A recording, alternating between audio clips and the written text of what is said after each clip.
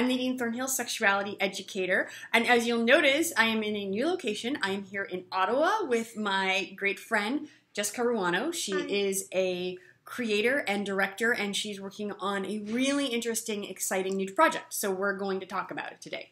So I'm working on a project called the Ghomeshi Effect. It's a play. It's going to be presented at the Gladstone in January and hopefully other places following that. And it is a verbatim dance theater piece about sexual violence, especially in relation to the justice system.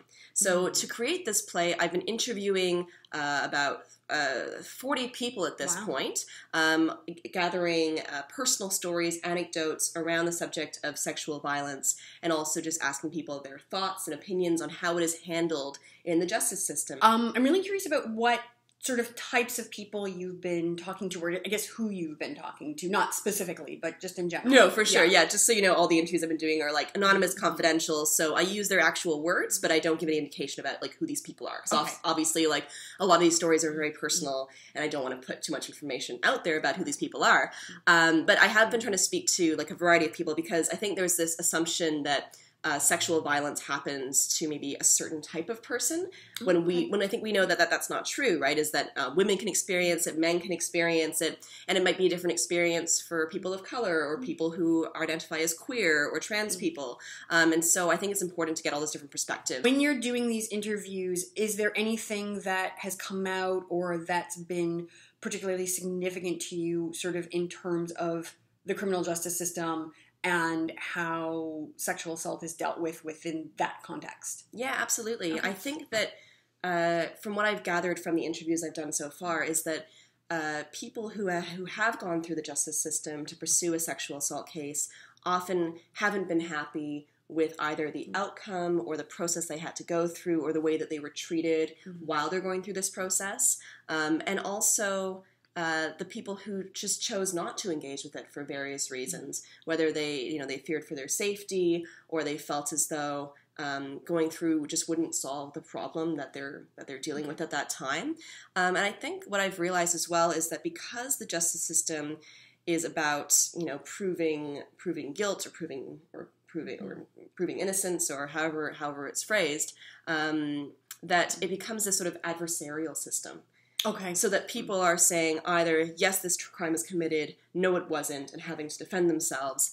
And I think often, I don't want to speak for all survivors of sexual assault, but I think what a lot of people want is just this sense of acknowledgement, of maybe even just an apology from the person who did this to them. Okay. And when you're put into a system which is adversarial and you're having to defend yourself and having to deny that it happened or it wasn't a big deal or whatever else, it kind of like, in some ways, increases the trauma of the event. Because you're being told what happened to you really wasn't a big deal, and you shouldn't be so upset about it, and you weren't that traumatized, were you? Okay. And so I think that creates even more of a divide between these two sides, which maybe under different circumstance or a different process, perhaps could find some reconciliation. Something that I know there's been a lot of discussion around is the title and why the Ghomeshi Effect, and why are we using Jian Ghomeshi's name in the title of this play. And I think there's been some misunderstanding. Sure, and it's a completely fair question. I'm glad that people are asking this question because it is important. See, I'm wearing the Ghomeshi Effect pin. She's got a button. Yes, and so I do have an explanation on my website for why I chose this title. Okay. But just to summarize, I did feel that I wanted to do a play about sexual violence and how it is handled in the justice system and all the different perspectives around it. And I feel like this trial, which only just happened, was it six months ago? Yeah, maybe not even. Yeah, not even quite recently. Yeah, it was this year. Did create this huge discussion around sexual violence and what it means, how it is handled in the justice system, and to me, it really encapsulates how complex these kind of situations are and how divided people can be when it comes to these trials, because there were people on not even just both sides, all kinds of sides about, who they believed and who they thought was lying, and if the process went well or not, if the verdict was fair or not. People have like a variety of responses to what happened. And so I felt like this trial was unique and unprecedented in so many ways.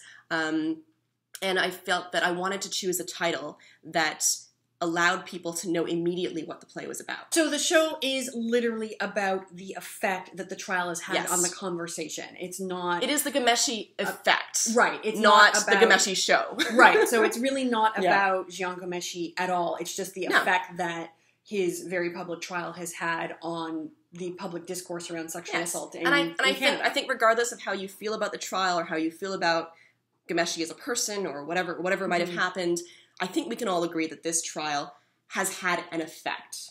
Absolutely. Let's be real. One of the reasons I asked you to explain the title is that I know that you've been dealing with some backlash and it's been very controversial, and there are people out there who are convinced that you are just out to drag Ghomeshi and that, this show has an agenda that you want to see every single person who's been accused thrown in jail without due process.